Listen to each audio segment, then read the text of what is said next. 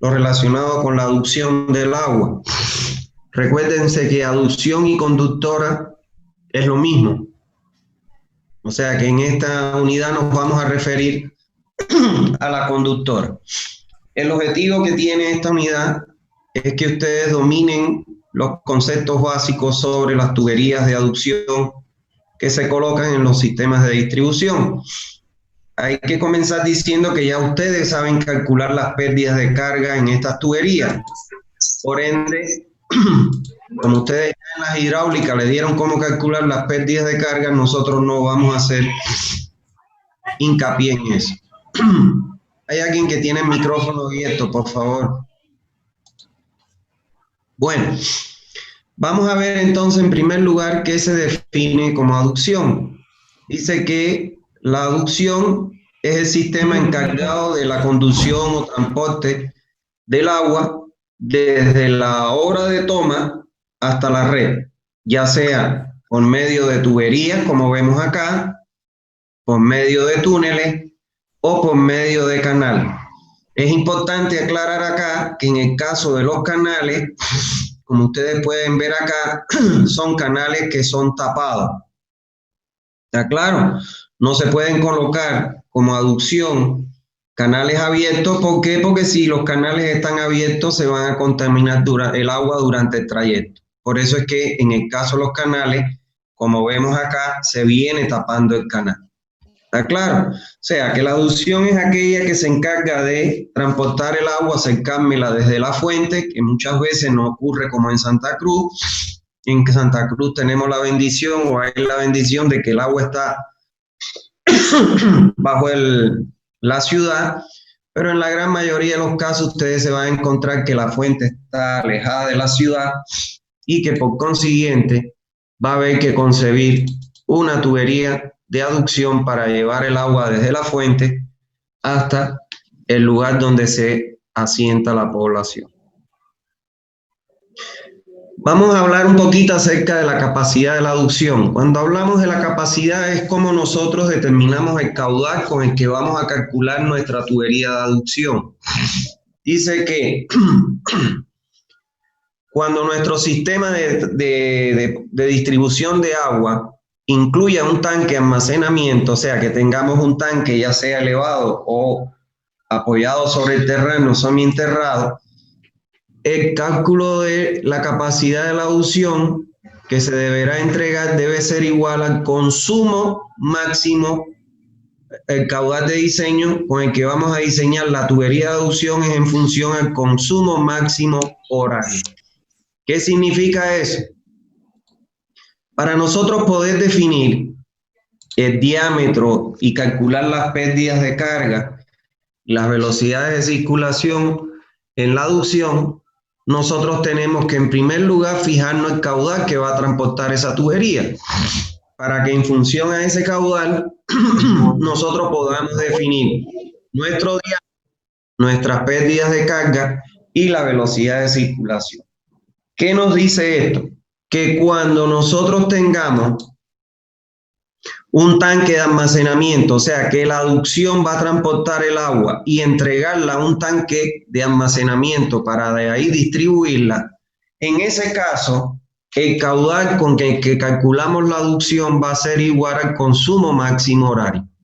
Y ustedes dirán, ¿y el resto de los consumos, el comercial, el industrial, el institucional y el de incendio? Bueno, eso van a estar contemplados en el tanque de almacenamiento y por ende a la hora de que salga el caudal del tanque a la red, nosotros estamos entregando el máximo horario y el resto lo aporta el volumen de agua que tenemos almacenado en el tanque.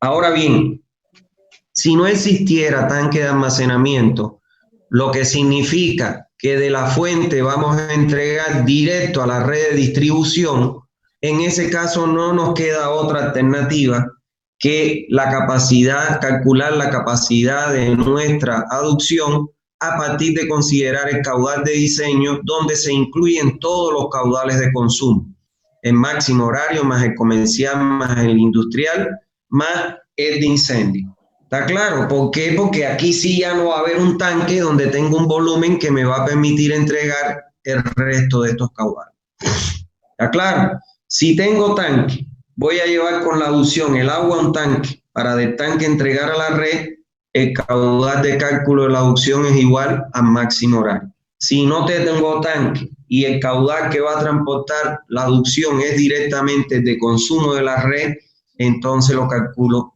por el caudal de diseño completo. ¿Está bien? Eso hay que tener en cuenta. Vamos a ver en el punto 3 los requisitos que debemos tener en cuenta a la hora de seleccionar la ubicación del trayecto de nuestra aducción. O sea, vamos a ver qué requisitos debo tomar en cuenta a la hora de seleccionar el trazado de la aducción. Bueno, en primer lugar tengo que considerar los planos topográficos, porque como la aducción va a recorrer grandes distancias, entonces es muy importante tener la topografía para decidir el trazado de la aducción. ¿Está bien? En segundo lugar, tengo que tener los estudios de suelo por donde voy a cruzar con la aducción para saber en base al tipo de suelo que tengo, bueno, si me conviene colocar la aducción enterrada o si me conviene colocar la aducción superficial. ¿Está bien? Entonces tengo que tener en la línea que yo he definido como trazado de la aducción los estudios de suelo. Tengo que tomar muestra para saber qué tipos de suelo tengo en el trayecto. Por otro lado, tengo que tener datos biológicos. ¿Qué significa eso? Muchas veces la aducción, y sobre todo acá en Santa Cruz, en Bolivia, va a pasar por laderas de montaña, porque en su trayecto se encuentran irregularidades en el terreno, irregularidades topográficas. Entonces, en esos casos, yo tengo que saber las características geológicas de esas montañas. ¿Por qué? Porque si yo voy a pasar por un lateral de una montaña, mi aducción, ¿qué tal que se derrumbe la montaña? Si se derrumba la montaña, me puede destruir la aducción y dejo la población sin agua. Entonces también es importante tener datos geológicos de la zona por donde va a circular mi aducción. En cuarto lugar, tengo que considerar el requerimiento especiales, de obras especiales. Por ejemplo, puentes canales, sifones, entre otros. ¿Qué pasa? Que se me puede presentar el caso en que cuando yo hago mi trazado de la aducción, me voy a encontrar, por ejemplo, que tengo una quebrada, que tengo un río, que tengo una vaguada, entonces tengo que cruzar a través de ella, ya sea con un puente canal o con sifones invertidos, dependiendo de si la aducción puede ser tocada por el agua de circulación de ese cauce. Y en quinto lugar, debo considerar la propiedad del terreno. O sea, siempre las aducciones, estas obras tienen que pasar no pueden pasar, perdón, por terrenos de propiedad privada. ¿Por qué? Porque las aducciones van a requerir, como toda instalación o obra hidráulica, van a requerir de inspección, de mantenimiento e inclusive en algunos casos de reparación. Entonces no puede ser que yo la pase por un área privada y que el día de mañana ese privado no me deje ingresar a hacer un mantenimiento, una reparación o una inspección. Por eso tiene que chequearse que pasen por áreas que sean de dominio público y no privado. ¿Está bien? Bueno, vamos a ver algunos requisitos que yo debo tomar en cuenta en el trazado de la aducción. A la hora de seleccionar el trazado de la aducción, se deben considerar los siguientes factores. En primer lugar, que la conducción sea cerrada. Ya lo dijimos, porque es cerrada para que no esté en contacto con la atmósfera y no se contamine, pero además que sea a presión en lo posible. ¿Por qué es importante que la aducción sea a presión? Porque cuando yo trabajo con aducción a presión, estoy disminuyendo porque estoy aprovechando el mínimo diámetro para garantizar la presión del flujo en la tubería y entonces estoy disminuyendo diámetro con lo que reduzco costos. Hay veces que esta aducción recorre grandes distancias, grandes longitudes y son costosísimas. Por ejemplo, les puedo poner un ejemplo en mi país. En el oriente de Cuba no llueve casi nunca, o sea que es una zona seca. Al no tener agua, entonces hacer una zona seca, hay una conductora, una aducción que transporta del occidente agua al oriente. Y estamos hablando que esa aducción recorre más de 1000 kilómetros. O sea, es como de ir aquí a Cochabamba, la aducción, para que ustedes tengan una idea de que cuán importante es que nosotros logremos que la aducción sea presión para disminuir el diámetro y no es lo mismo el costo de un diámetro menor a uno mayor. Con eso logramos ahorro. Segundo lugar, que el trazado de la línea sea lo más directo posible, de la fuente a la red de distribución. O sea, si esta es la fuente, mi trazado que sea recto. ¿Para qué voy a estar dando curvaturas, etcétera? Irme por los catetos si me puedo ir por la hipotenusa. Eso también es un aspecto económico. Mientras más vuelta yo dé con mi aducción, más largo va a ser mi longitud de tubería y lógicamente mayores mis costos de la aducción. ¿Está bien?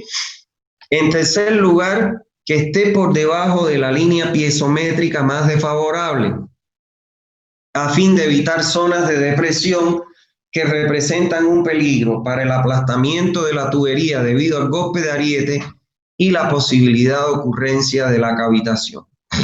Bueno, supongo que en las hidráulicas debieron haber estudiado con profundidad estos dos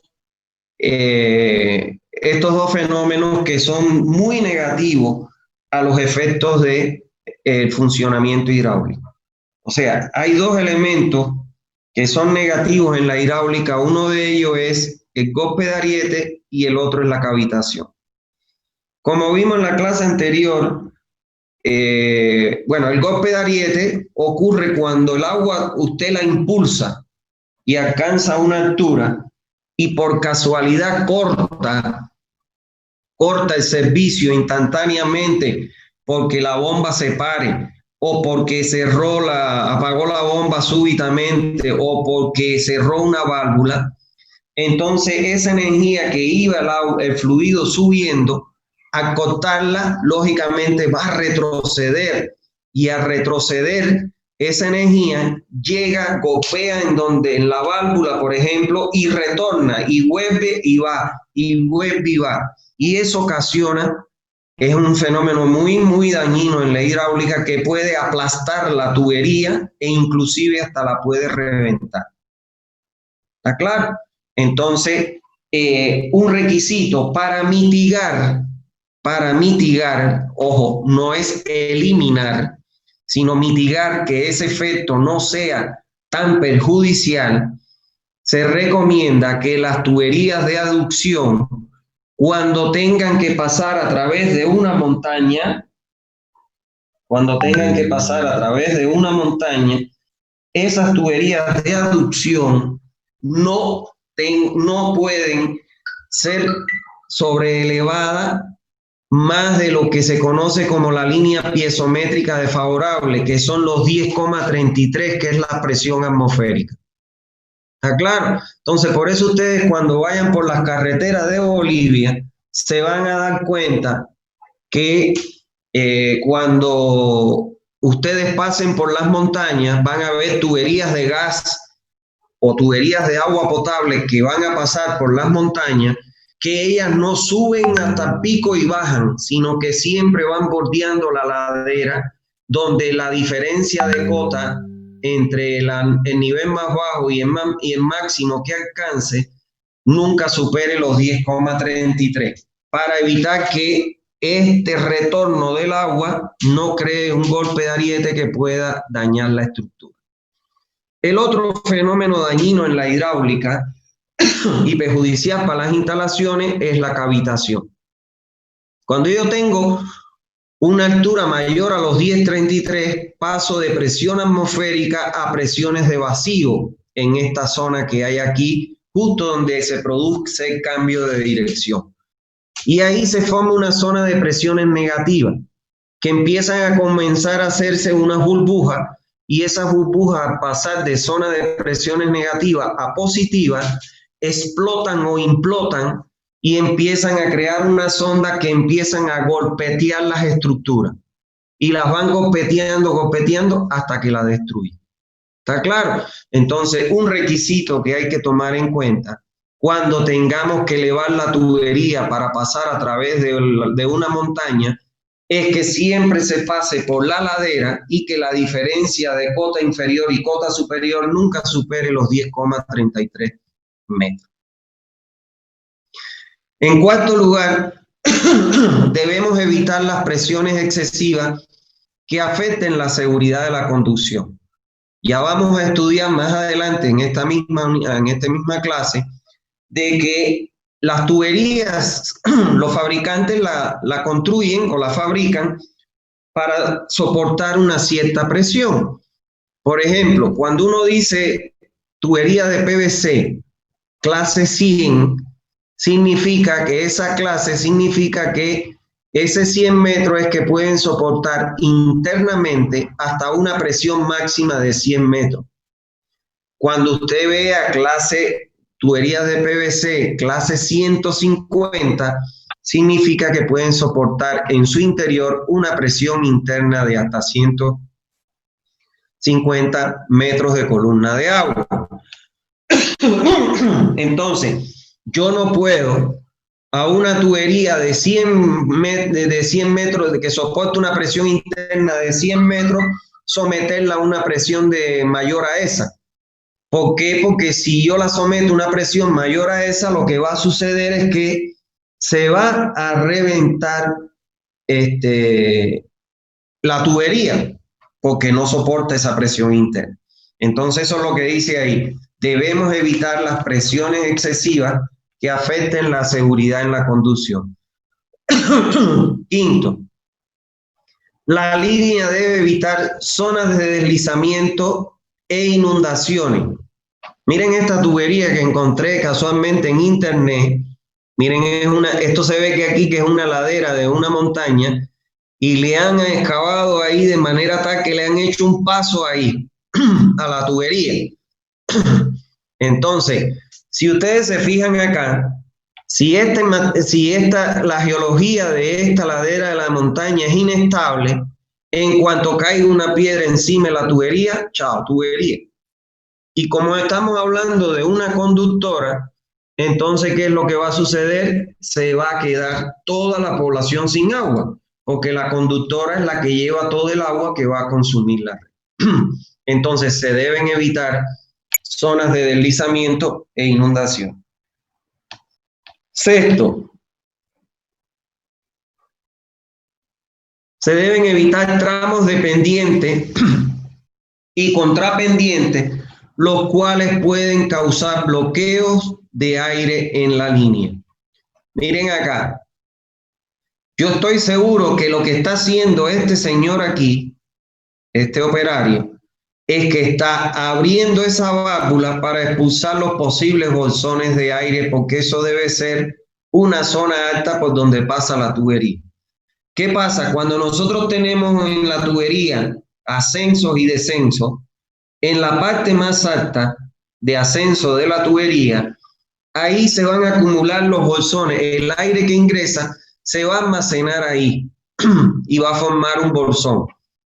Entonces, para evitar eso, bueno, hay veces que es imposible. Cuando usted tiene que atravesar una ladera, va a tener que subir y descender. Pero bueno, tratar en lo posible estas pendientes y contrapendientes, porque ahí se pueden acumular bolsones de aire. Bueno, vamos a ver los tipos de aducción que hay. Hay dos tipos de aducción que usted puede tener. La aducción con superficie libre, fíjense acá, y la aducción a presión.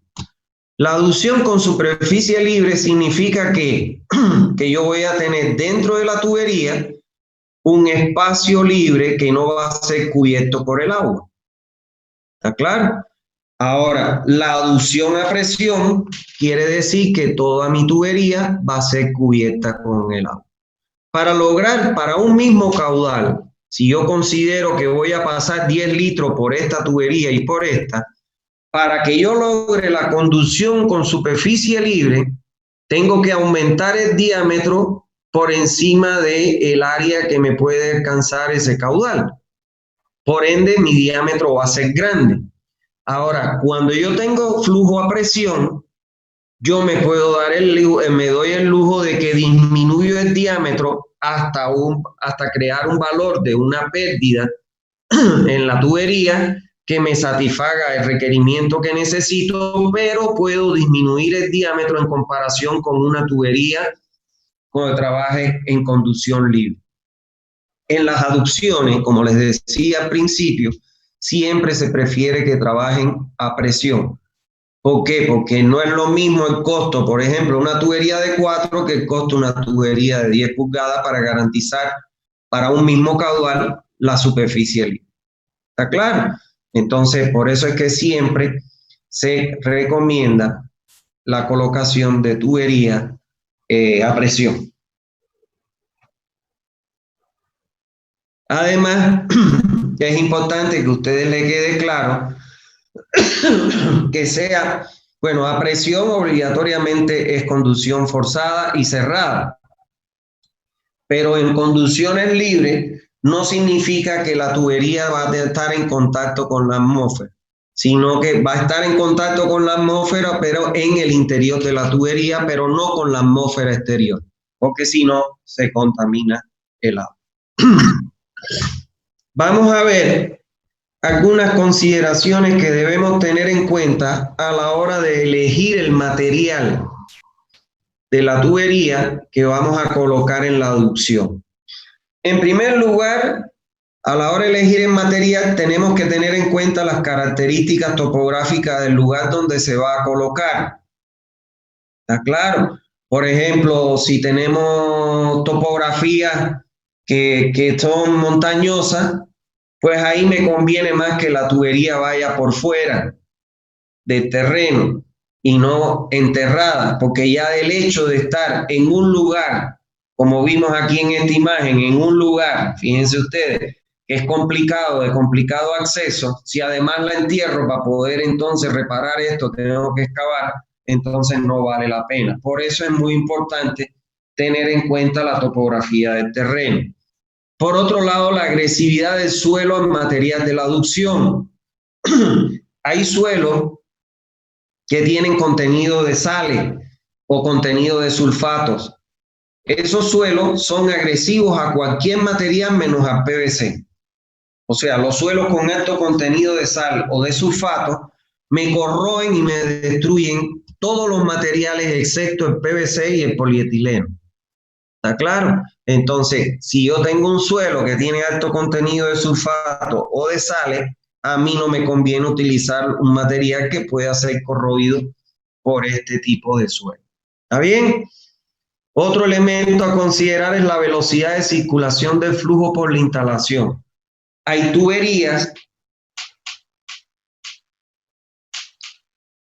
o materiales, perdón, hay materiales que soportan mayores velocidades que otros materiales.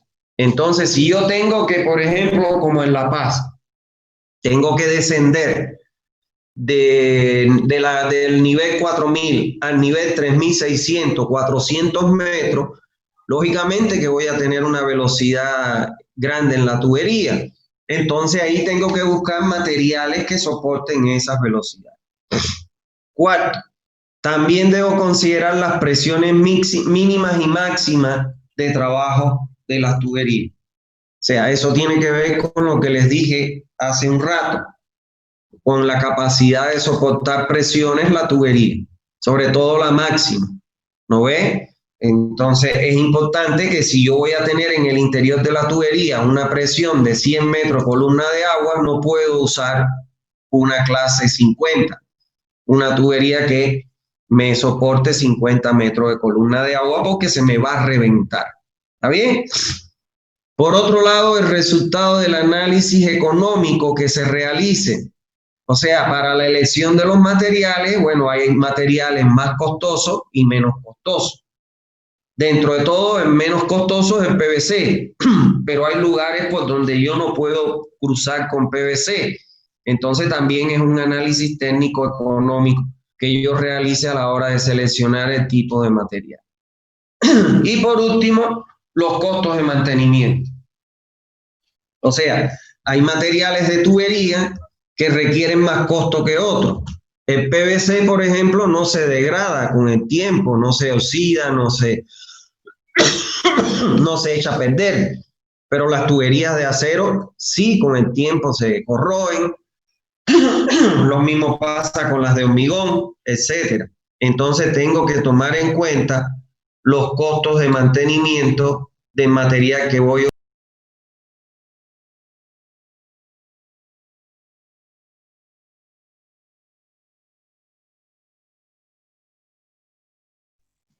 Bueno, entonces vamos ahora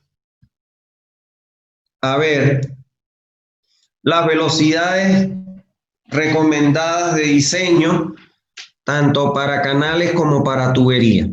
¿Está claro?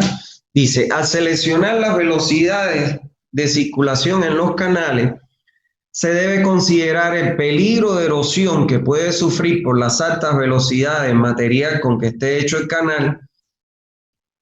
Y por otro lado, la decantación o el asentamiento de los sedimentos que tiene el agua.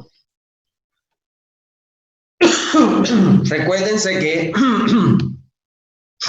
aunque el agua sea potable, el agua puede tener consigo hasta 1000 miligramos por litro de sólidos totales. Si yo esa agua la hago circular a través de tuberías o canales a velocidades menores a 0,6 metros por segundo, pues se me puede sedimentar esos sólidos dentro de las tuberías y bueno, con el tiempo transmitirle olor, sabor o que se desarrolle dentro de la tubería un gusanito que se llama el nemantemito, que vamos a estudiarlo más adelante. ¿Está bien? Entonces, estas son las recomendaciones. Estas son las recomendaciones que me da la bibliografía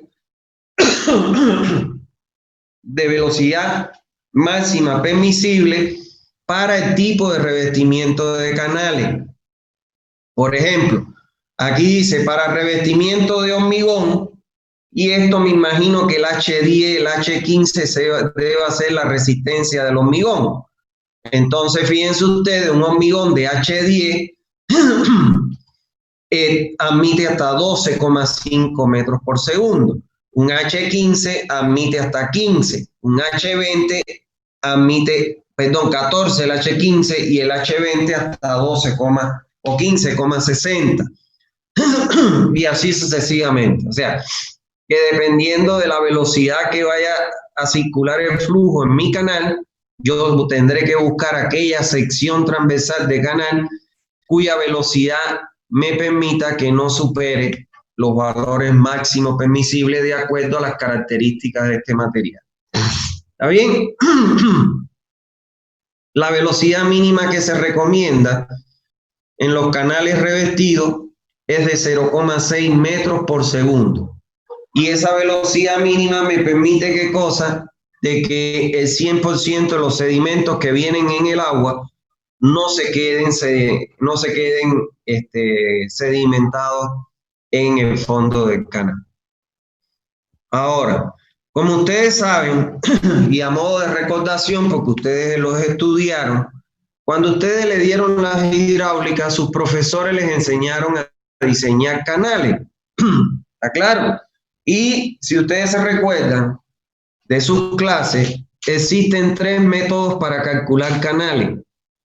Está el método de la velocidad máxima permisible, que se utiliza para cuando los canales son excavados en terreno natural, que este no es el caso, porque nuestros canales tienen que ser obligatoriamente revestidos. no pueden ser canales excavados en terreno natural y que hagamos pasar el agua en contacto con el terreno porque se vuelve a contaminar. Pero bueno, a modo de recordación, este es un método de cálculo. El otro método de cálculo es el método de la fuerza cortante, que se utiliza para canales que van a ser revestidos con enrocamiento, con diferentes tamaños de roca, el canal.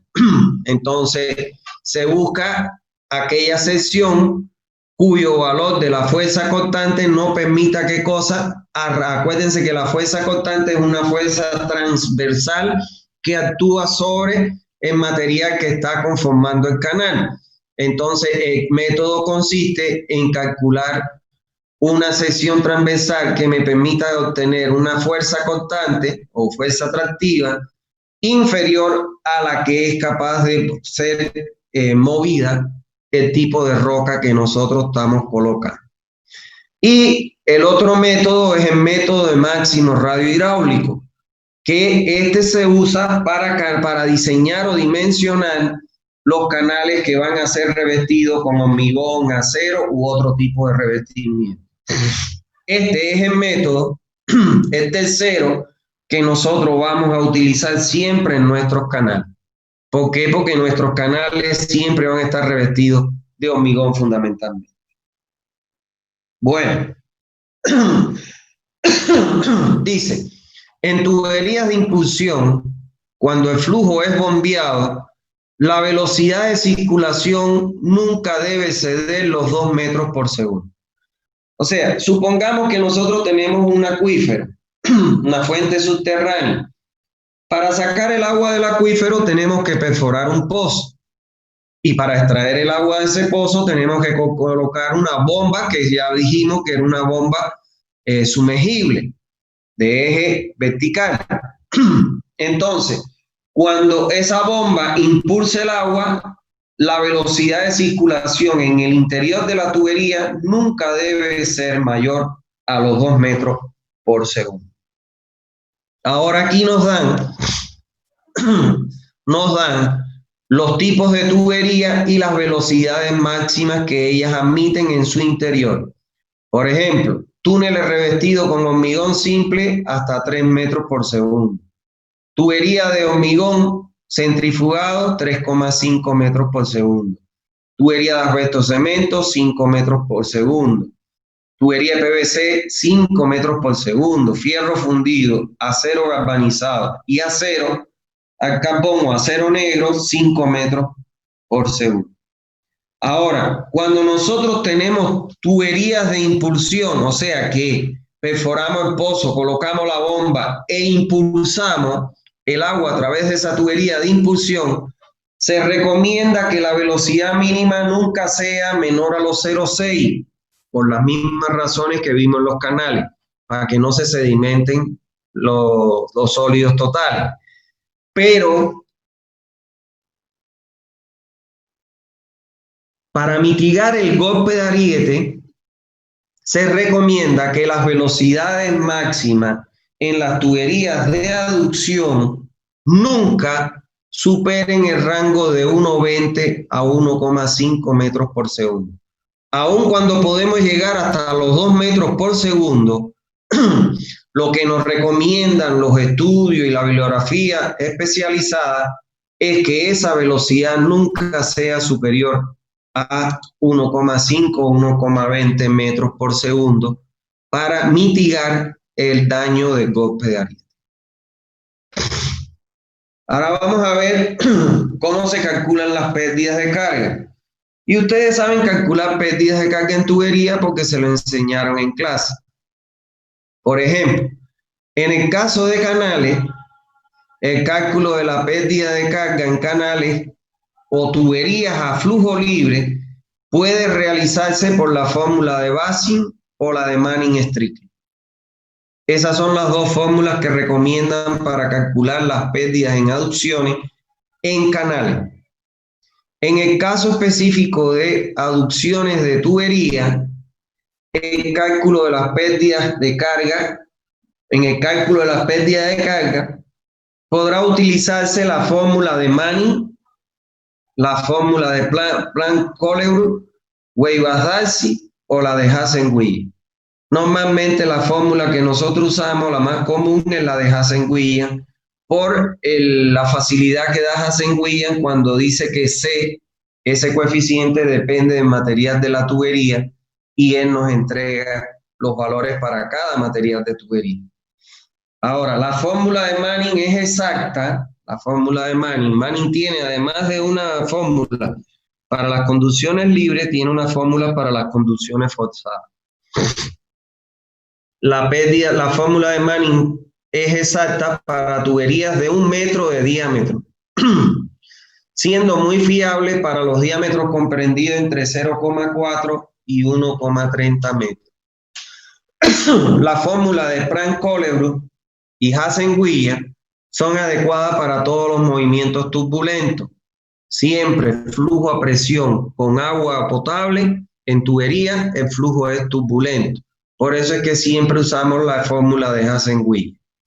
Y adicionalmente debe considerarse en estos casos de la aducción que no solo calculamos por esta fórmula las pérdidas longitudinales, sino que también tenemos que considerar o sumarle a esa pérdida longitudinal que obtenemos por esta fórmula las pérdidas menores por accesorios.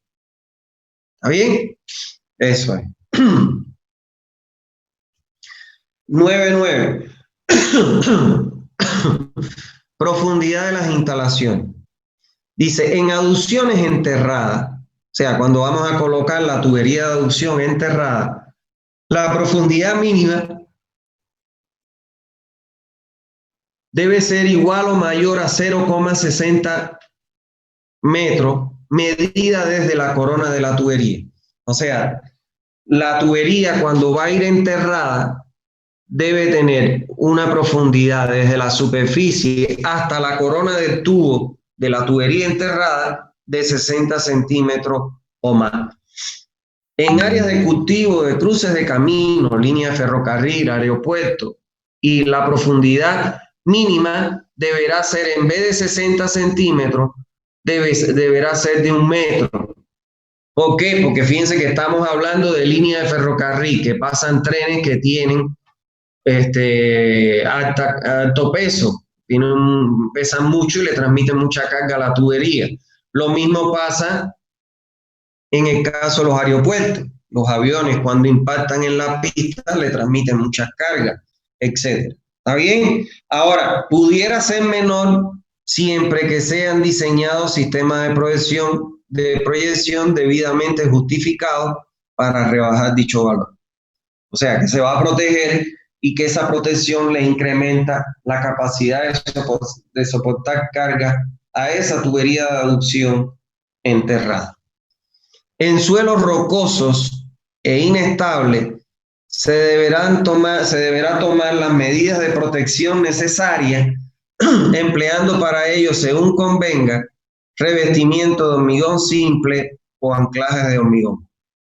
O sea, cuando yo paso por suelos rocosos, a mí no me conviene enterrar la tubería porque el costo de excavación es carísimo, tengo que utilizar explosivos, maquinaria, etc.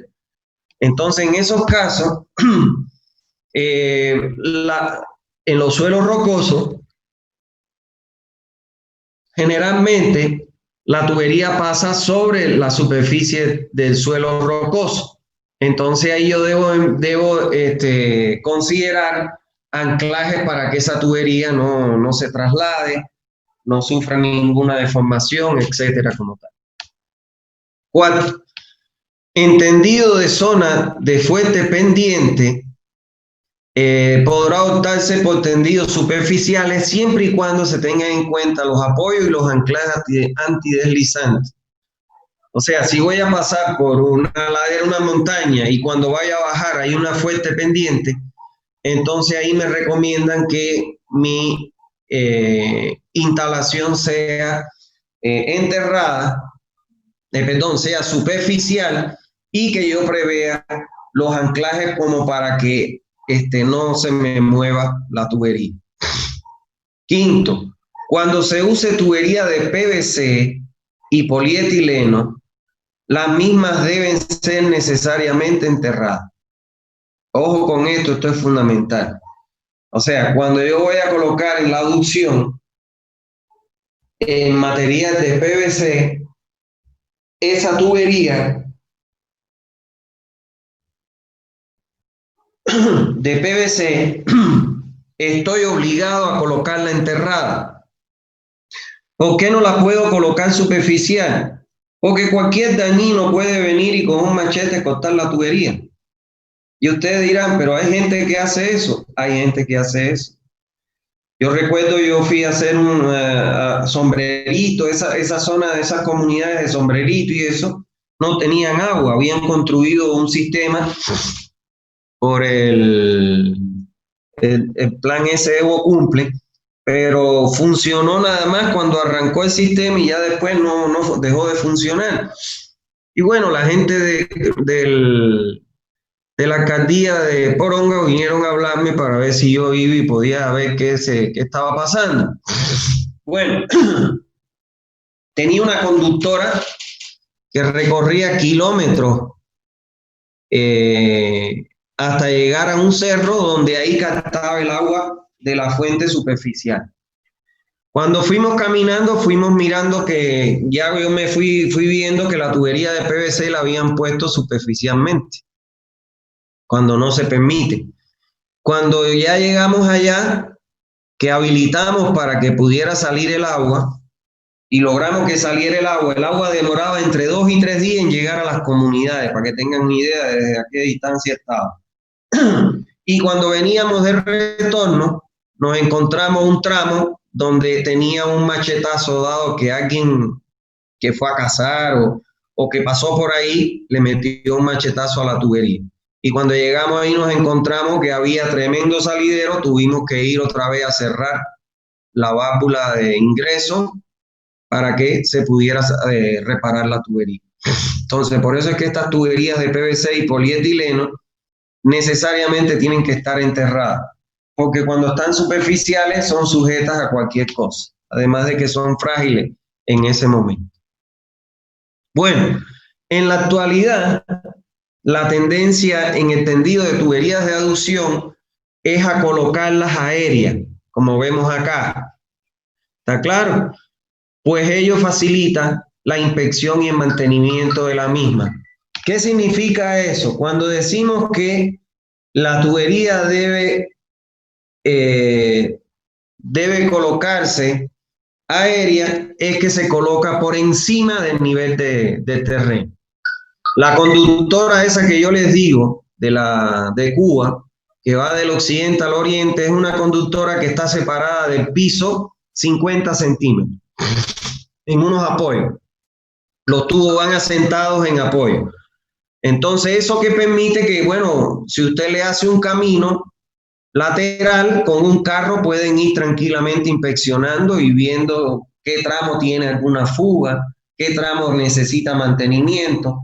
Entonces, por eso es que hoy en día la tendencia es a colocar conductoras superficiales, como vemos acá. ¿Para qué? Para permitir un fácil acceso a la inspección y al mantenimiento de la tubería. Bueno, vamos a ver la colocación de las válvulas en las tuberías de aducción. Bien, en los puntos altos, como les dije anteriormente, siempre se va a acumular los bolsones de aire. Entonces, para expulsar ese aire, en los puntos altos de la línea de aducción siempre deben colocarse en tuberías que trabajen a presión válvulas de purga de aire. Esta válvula, como ustedes ven aquí, esta válvula va conectado al interior de la tubería. O sea, se conecta con el interior. Entonces, este orificio que ustedes ven aquí, ese orificio, por ahí, aquí tiene una membrana, en esta parte, la válvula tiene una membrana que permite el paso del aire y no del agua. Entonces, por este orificio, usted siente que hace, o sea, que va botando el aire, la válvula. Está sacando el aire del interior acumulado en un bolsón en el interior de la tubería. Por eso se colocan para eso. Segundo, en los puntos bajos de la línea, o sea, en los puntos más bajos, al contrario, en los puntos bajos de acá, ahí se debe colocar válvulas de limpieza. O sea, son unas válvulas que cuando yo la abro me permiten qué cosas. Si en los puntos altos se acumula aire, en los puntos bajos se va a acumular sedimento. Entonces, estas válvulas me permiten, cuando yo abro, purgar la tubería. ¿Está claro? Purgar la tubería. ¿Qué quiere decir purgar? Botar agua con los lodos que están, con los sedimentos que están acumulados en ese punto de la tubería. La instalación de las válvulas de purgas de aire, estas que están aquí, se podrán evitar siempre y cuando hay un reservorio instalado en una cota de elevación más baja que la de los posibles sitios de los bolsones de aire y que estos se encuentren por lo menos 10 metros por encima del nivel estático del reservorio. Supongamos que yo voy a terminar aquí en un tanque de almacenamiento para entregar el agua a la red. Bueno, si yo tengo un punto alto con una diferencia de cota no mayor a 10 metros, ya yo no necesito aquí colocar válvulas de purga, para válvulas ventosas para sacar el aire. ¿Por qué? Porque este bolsón, cuando sea arrastrado en el peor de los casos acá, ya aquí va a llegar y se va a encontrar con una descarga con flujo libre y va a pasar a la atmósfera y desaparece ese bolsón de aire. ¿Está bien? 4. Las válvulas de limpieza se deben colocar en una tubería que tenga en principio el mismo diámetro que el de la aducción, pudiendo luego ser disminuida a través de una reducción excéntrica, de manera que se permita la total evacuación a un punto alejado del trazado. Supongamos que este es un punto bajo de la red. ¿Cómo yo voy a purgar ese punto bajo? Voy a colocar una T y en la T voy a colocar un ramal con una válvula que va a ser la válvula para la limpieza. Cuando yo abra aquí, toda la suciedad que está en este punto bajo va a venir acá. Y aquí voy a construir un pozo de infiltración. Construyo un pozo, una excavación en el terreno, la relleno de piedras bolón para infiltrar el agua. En principio, lo que se prefiere es que siempre el diámetro de la tubería de aducción se adopte inicialmente un diámetro en la tubería de limpieza igual al de la aducción. Ahora, hay veces que esta tubería de aducción tiene diámetros grandes. Por ejemplo, yo les puedo decir que la tubería esa que lleva del occidente al oriente en Cuba tiene 1200 milímetros. O sea, el diámetro de la tubería es 1,20 m. Miren esta que está aquí. Esta debe ser unos 1200 milímetros casualmente. Entonces, lógicamente, sacar una T con una no existe. Para esos diámetros no existe. Lo que puedes hacer es mandar a hacer una T especial y colocar una reducción. Y esa reducción tiene que ser excéntrica. ¿Está claro? Y entonces aquí ya colocan la válvula en un diámetro más pequeño porque si no te sale carísimo. Imagínense una válvula para una tubería de 1200. Existen. Los brasileros la construyen. Yo estuve en la presa de Itaipú, ahí en Foz de Iguazú, en Brasil, y yo quisiera que ustedes vieran las instalaciones de la hidroeléctrica. Tiene válvulas de más de 1200 milímetros. Es impresionante ver eso. Son abiertas eléctricamente, pero son realmente muy impresionantes ver esas estructuras. Bueno, el diámetro de la tubería de limpieza, esta tubería que es la que sale para evacuar la suciedad en los puntos bajos, debe ser de 1/3 a 1/4 menor que el diámetro de la tubería de aducción. ¿Está claro? con un mínimo de 75 milímetros para tuberías mayores a 1000 milímetros. O sea, cuando la tubería tiene 1 metro o más de 1 metro, yo la reducción que puedo sacar es de 75 milímetros como mínimo ya. Ya no puedo más. No puedo sacar menos de 75 milímetros. ¿Está claro? Eso en estos diámetros grandes. Y cuando yo tengo una tubería que no llega a esos diámetros de más de 1 metro, yo puedo reducir este diámetro en 1/3 a 1/4 del diámetro que tiene la tubería de aducción. Eso es para economizar en válvulas y todas esas cosas. ¿Está bien? Cuando los diámetros son pequeños, dice que se debe optar por el mismo diámetro de la tubería principal. Por ejemplo, si esta tubería es de 6 pulgadas, esta la voy a sacar de 6. Si esta es de 3, esta la voy a sacar de 3. Exacto, etc. Presiones máximas.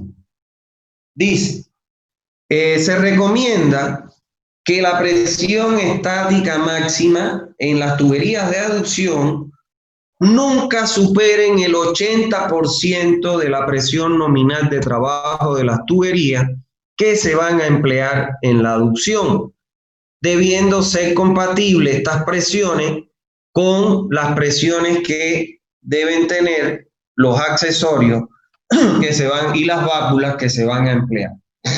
¿Qué significa eso? Si yo voy a colocar en una tubería de aducción, voy a colocar una tubería de aducción clase 100, o sea que ella soporta internamente 100 metros de columna de agua. Esta tubería, cuando yo la coloco en una aducción, nunca puede trabajar a una presión mayor al 80%, que serían 80 metros de columna de agua. O sea, no la puedo poner a trabajar ni a 81, ni a 90, ni a 95, por seguridad. ¿Está claro? Fíjense que se arriesgan un 20% disminuyendo la presión interna para que, como esta línea es la que lleva el agua para toda la población, no vaya a haber un problema de reventón o de falla.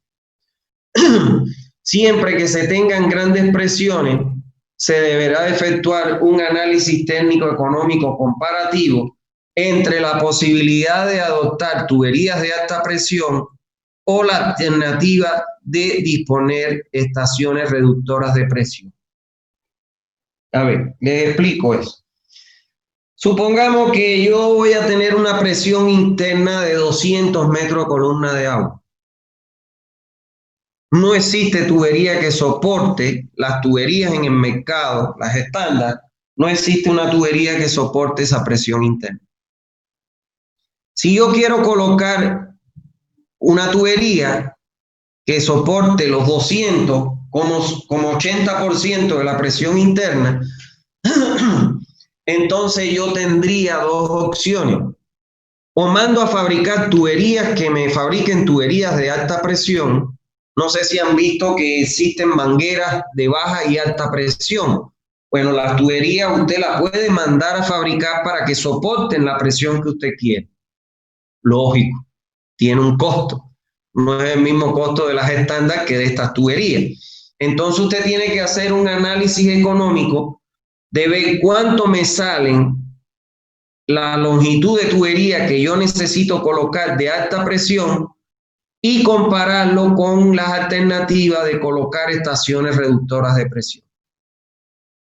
Y de las dos alternativas, la que menos costo me implique, me voy a quedar con esa. Ahora yo les voy a enseñar qué cosas son las estaciones reductoras de presión. Bueno, el propósito que tienen las estaciones reductoras de presión es precisamente lograr reducir la presión excesiva en la tubería hasta un valor menor y establecer un nuevo valor estático. Ahora yo les explico y lo van a entender bien. Su empleo se recomienda cuando la calidad de las tuberías, válvulas y accesorios no permiten soportar esas altas presiones, así como para mantener las presiones de servicio dentro de una red de distribución. A ver, yo les voy a poner el ejemplo clarito que tienen ustedes en su país. Imagínense La Paz. La Paz está a 3.600 metros de altura sobre el nivel del mar. El Alto está a 4.000 metros de nivel de altura sobre el nivel del mar.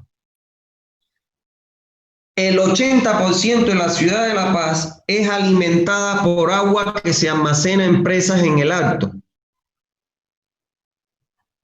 Y para traer esa agua del Alto a La Paz, tengo que construir una aducción o conductor.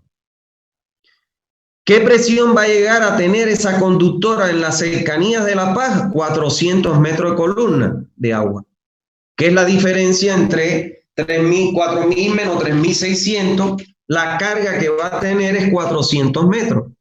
No existe tubería que soporte esa presión interna. Mandar a hacer tuberías que soporten esas altas presiones sería una locura. Entonces, ahí no queda más que acudir a las estaciones reductoras de presión. ¿Qué es lo que me hace una estación reductora de presión? Me va regulando la presión máxima que yo quiero obtener en la conducción y para ello voy colocando estas estaciones que me permiten reducir de un valor mayor a un valor menor que me permita seguir con la tubería y la presión que ella soporta. Hay dos tipos de estaciones reductoras de presión. Estos dos tipos de estaciones reductoras de presión son las cámaras rompepresión y las válvulas rompepresión. Estas son las que inicialmente surgieron. Estas válvulas ya datan más de los 90, 80, 90. Estas válvulas son más nuevas. Lo primero que había eran las cámaras rompepresión. Vamos a suponer que usted quiere colocar en La Paz, justamente en las tuberías de conductoras de agua o adducción de agua en La Paz. Yo tuve la oportunidad de verlo, porque yo estuve haciendo un trabajo en Choya, y justamente de Choya se captaba el agua para La Paz, para esa presa, y se captaba en alturas de 180 metros de diferencia de cota. Y justo cuando tú pasas por la carretera Sur-Yunca, entrábamos a Choya, había una estación una cámara rompepresión.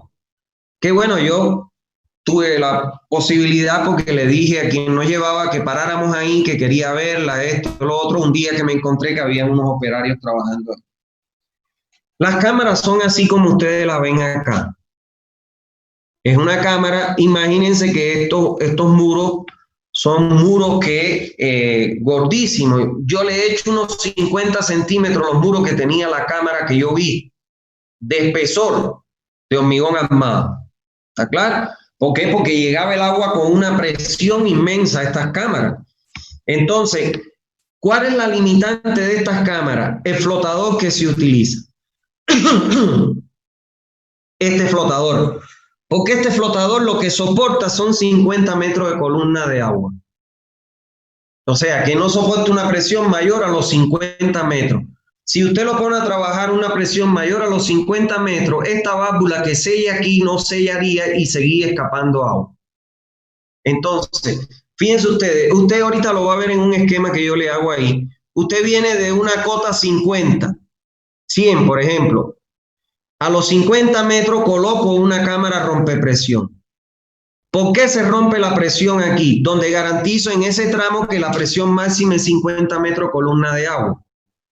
Que lógicamente en la medida que va avanzando va perdiendo presión por la pérdida de carga que tiene la tubería.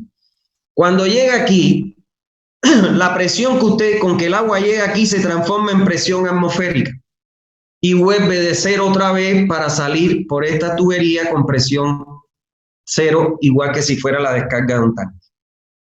¿Está claro?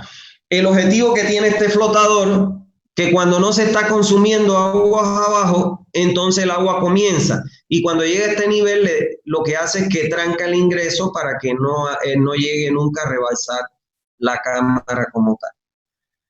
Ahora, esto ya hoy en día está obsoleto. Ya esto ya no se construye. En su país los hay, como le estoy comentando en La Paz, yo lo vi en persona, no me lo dijeron, pero supongo que como es una aducción tan antigua, lógicamente no existían las válvulas rompepresión. Las válvulas rompepresión es más moderna, es mucho más fácil y económico que esto. Es una válvula, ¿está claro? Donde aquí arriba tiene un perno.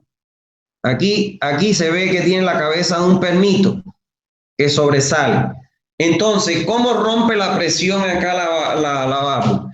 Usted viene aquí, vamos a suponer que usted quiere pasar de 200 metros a que salga por aquí 100 metros de columna de agua. Entonces, ¿qué es lo que usted hace? ¿Cómo trabaja esta válvula? Aquí usted va apretando este tornillo y ese tornillo que va haciendo va comprimiendo el muelle. Y al comprimir el muelle, ustedes saben que mientras más tú comprimes un muelle, más resistente se vuelve.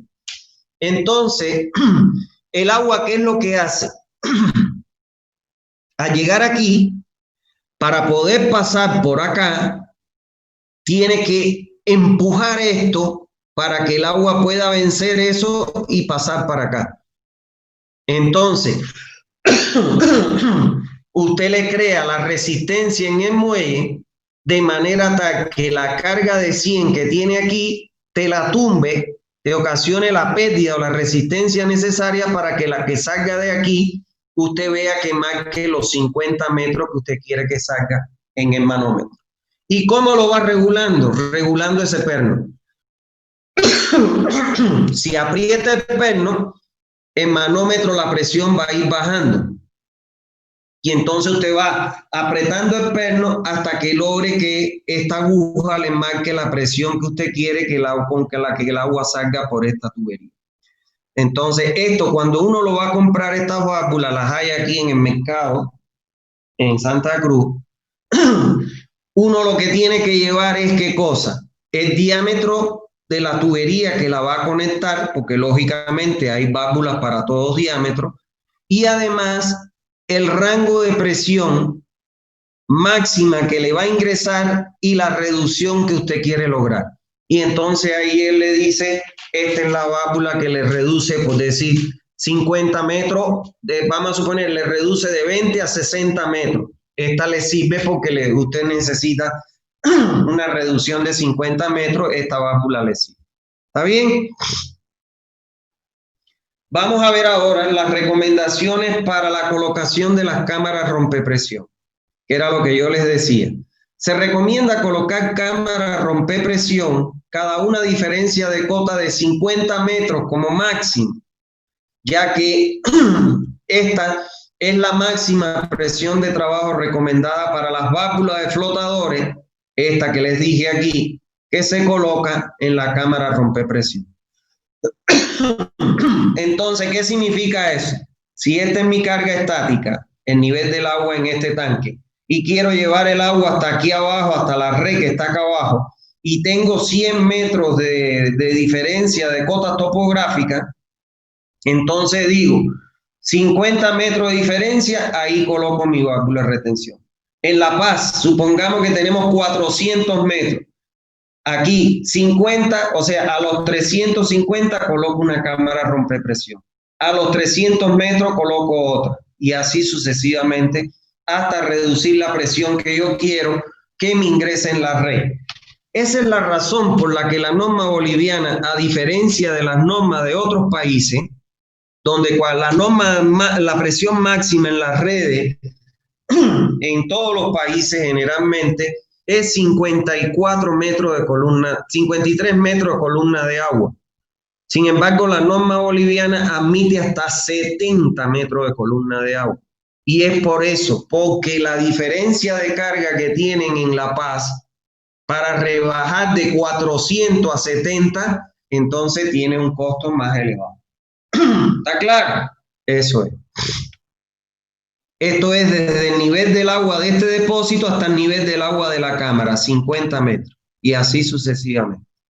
Bueno, vamos a ver los diámetros mínimos que debemos utilizar en las tuberías de aducción. ¿Cómo seleccionamos el diámetro mínimo de una tubería de aducción? Recuérdense que a nosotros nos conviene siempre, porque las aducciones recorren grandes distancias, por lo que demandan grandes longitudes de tubería y tienen un alto costo, pues entonces a nosotros nos conviene trabajar siempre con la mínima presión. Perdón, con la máxima presión en mínimo diámetro para lograr qué cosa, economía en la obra como tal. Entonces, ¿de qué factores son los que entran a jugar en la selección del diámetro mínimo? En primer lugar, las presiones disponibles. O sea, si yo tengo una tubería donde yo tengo una diferencia de presión de 100 metros, entonces yo no puedo poner un diámetro que me ocasione una pérdida muy grande porque me va a comer la carga con la que me va a llegar a la red. Entonces, la presión que yo necesito, la altura de la carga que yo dispongo, eso tengo que jugar con ello para que el diámetro que yo coloque no me ocasione una pérdida mayor a la carga que dispongo para llegar al lugar del ingreso de la red. Por otro lado, las velocidades de escurrimiento. Recuérdense ustedes que mientras menor es el diámetro, menor es el área. Y mientras menor es el área, mayor es la velocidad. Entonces, también tengo una restricción de la velocidad que tiene material de la tubería, del canal, del túnel que estoy colocando como aducción. Entonces, no puedo sobrepasar la velocidad de ese material o que entonces me lo va a destruir.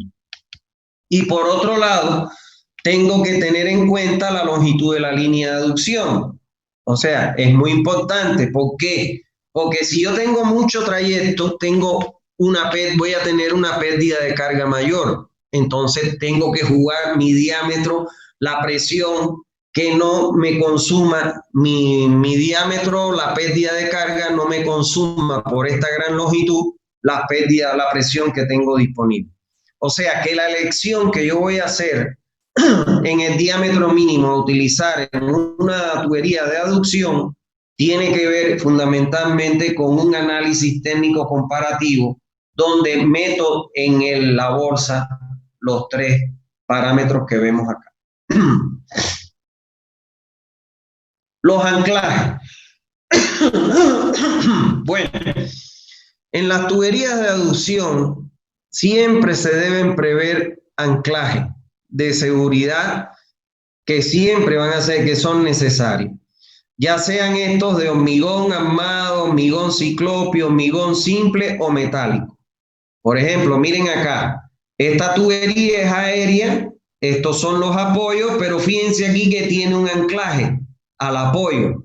¿Para qué? Para que como tengo flujo turbulento, no se me mueva la tubería, porque la tubería tiene flujo turbulento en su interior. Entonces la tengo que anclar ¿para qué? Para que la tubería no se me esté moviendo por un lado para el otro, como si fuera una serpiente.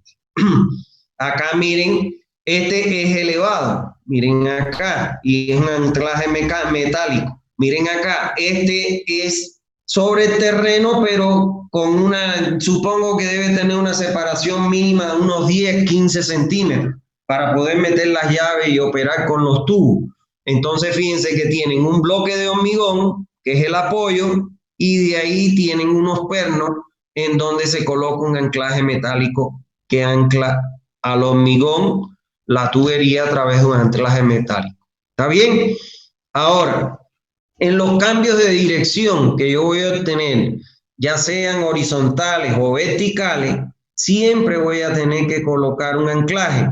Aquí, por ejemplo, falta todavía que hay una tubería que viene para acá. Entonces, ¿qué va a pasar cuando el agua venga en esta dirección?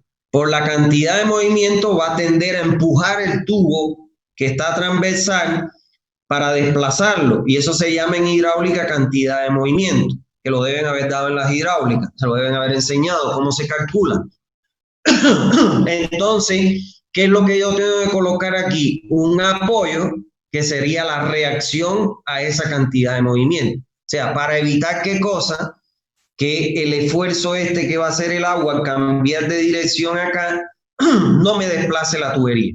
Porque si me la desplaza puede ser que se zafe una unión tranquilamente.